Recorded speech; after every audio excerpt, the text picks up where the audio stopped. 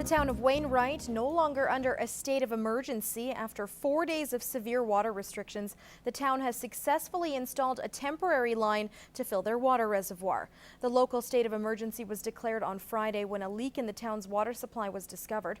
Residents can now return to normal water usage both indoors and outdoors.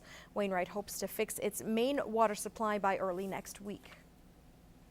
Well, the border city is preparing to lace up for MS. The Jamin-built walk is less than 2 weeks away, and the local chapter says there are far fewer participants registered than normal. The MS walk is an important annual fundraiser, but currently less than 300 people have signed up. This is an event that usually garners about 600. So we're not even halfway there yet. So we would love for Lloyd to step up and show us their support like they always do. The money raised goes towards life-changing research and to help those living with MS here at home. There is a new drug out for progressive MS. There was never a drug out before for that, so things are going great. We also fund local programs and services. To register, call the local chapter or visit their website. The deadline is May 5th before the walk to end MS on May 6th. Well, there are many community organizations throughout Lloydminster that wouldn't be able to function without the help of volunteers. In this month's edition of Shopping on a Budget, Gina Martin shows us how the Interval store is participating in National Volunteer Appreciation Week. It's not often you see Lloydminster's mayor and fire chief at a cashier till, but they're getting a taste of what it takes to be a volunteer at the busy Interval store. We have almost 100 volunteers, so it takes almost 100 different people volunteering in various capacities here at the store. And they put in about 2,000 hours a month. It's been busy, it's been fun, it's been a test of my math skills, but it's been an excellent experience. The celebrity cashiers are just one of the many events the Interval Home Society has planned for its volunteers this week as they show their appreciation for all their hard work. Of course, we appreciate them every day of the year, but it's nice to have a week where it's actually proclaimed as kind of an event and as something that we want to really promote. I think it's huge. It fills in a void that there's positions in the community that we just can't afford to pay for, and this is giving back to the community. And there's volunteer opportunities for people of all ages. We have volunteers that are retired that use this like a job. It's like a second career for them, and they're here 30 to 40 hours a week, and they really get invested. To learn more about how you can get involved, contact Carrie at the Interval Home Society. Gina Martin, Newcap News. Well, we have two animals in the adoption spotlight in this week's pet project. Echo, a 3-year-old cat, and Ned, a 3-year-old dog. Here's John from the SPCA.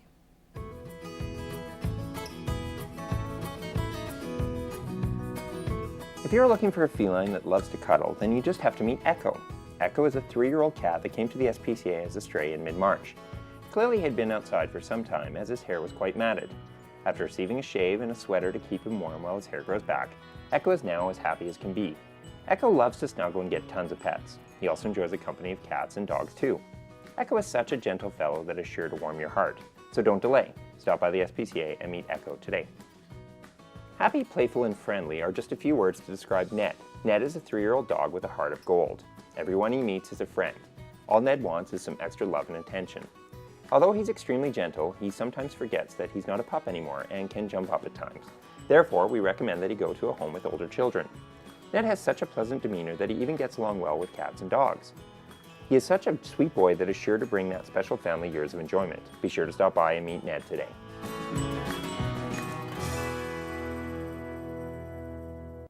Lloydminster's bi-provincial status is once again creating a catch for two major infrastructure projects in the works. The drawback, picking one over the other for the chance to receive much-needed provincial funding. But for most of council, the decision was a no-brainer. Adam Macvicker with more. We're caught again in the border issue, and that's not new to us. It's certainly not new to me.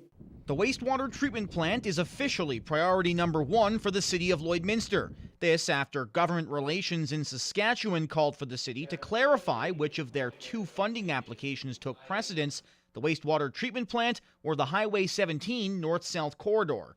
There was good uptake on the Saskatchewan portion of the government, whereas the Alberta portion of the government saw the wastewater treatment plant as a very good plan. So when you have the differences of the government, it gets very difficult in our position being in the middle. If you can't get consensus by both governments, then you're kind of hooped on these projects. With a July 1st deadline set by the Water Security Agency, Council deciding the $80 million wastewater treatment plant project is the city's primary issue. I believe after speaking to all the players, both regionally, provincially, and federally, they can accept that, they understand that, and they believe that is it's a great application. The decision also seems to make sense financially. Currently, the city has $39 million in debt with a $120 million debt capacity. Without provincial funding, the city would be on the hook for $80 million to build a wastewater treatment plant. So even if we did get funding approval for the north-south corridor and did not get the wastewater treatment plant, we would still be unable to do the north-south corridor because we wouldn't have the debt capacity to build it in the first place. The city is now withdrawing their application for the $29 million Highway 17 corridor at the concern of one councillor. The highway has also been on the docket for years and years, and I always talk about priorities.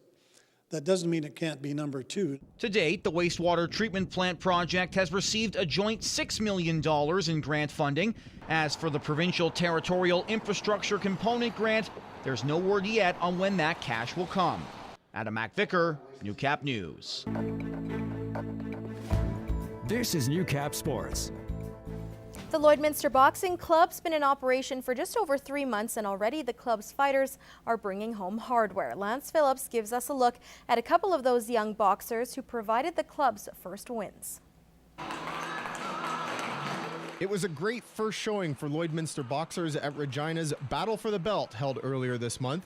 The club sent 3 boxers into the ring, and while all 3 won, it was Kobe Shorter who brought home Lloydminster Boxing Club's first belt. Kobe's performance was awesome. It was very fast. He stopped the kid in the first round. He gave him a standing 8 count, first or second punch, and ref gave him an 8 count, and he came back out there and gave him another 8 count automatically, and the coach threw in the towel. Not too bad. After it was bad, like a little nervous for the first 5 minutes, but that's about it. The bout lasted about 30 seconds and showed the one distinct advantage Shorter has over competitors in his age and weight class. He's got a lot of power. He holds the power that some adults do, so there's not too many 13-year-old kids that like taking leather like that, so he definitely has a one-up on most kids his age just because of his power. Emil Smith also earned a win, but in exhibition form. He and a boxer out of Regina were the only 2 fighters in their weight class. Smith decided to take the fight despite his competitor's clear advantage.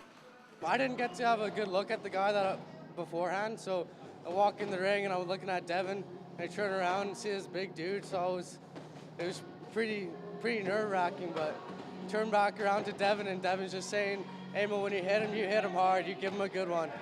Definitely wasn't even as nervous as I was, I'm sure, you know. I was more nervous than he was, but no, it's just a heart and determination, you know, and he did very well.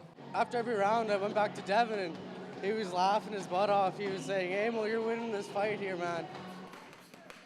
The club's success has motivated other young fighters to step in the ring, which means the next card is already in sight. We're going to hopefully attend a competition in Regina, I believe on the 12th of next month. That's Battle of the Prairies. So yeah, we're hoping we're going to attend that with a bunch of guys. We'll see how many people we can get bouts for, and we go from there, I guess. Lance Phillips, Newcap Sports, Lloydminster.